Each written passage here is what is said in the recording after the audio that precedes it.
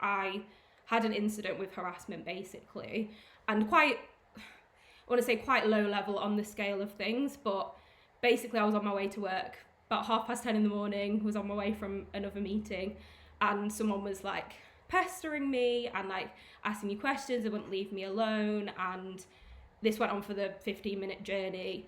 No one stepped in to help. Everyone could clearly hear what was happening. I kept saying, no, not interested, please. I'm working. I had my earphones in, I had my head down, everything.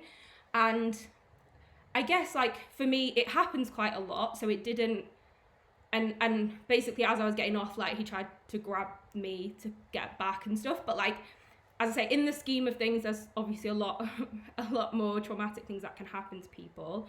But I think it was more the realization that all those people around me saw me, knew that I was clearly really uncomfortable, could hear, everyone's quiet on a train, they could hear what was happening, and no one stepped in to help. And obviously there was women around as well, which you kind of think they can relate more, like, and obviously I'm a relatively young girl, and it's just like no one helped me.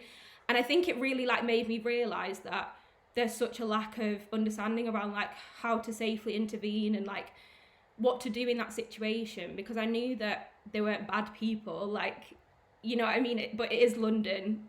If you step in, things can escalate, and I get that. But I was just like, I would have felt a million times better if someone had just backed me up in that situation, or like I didn't feel like I was on my own.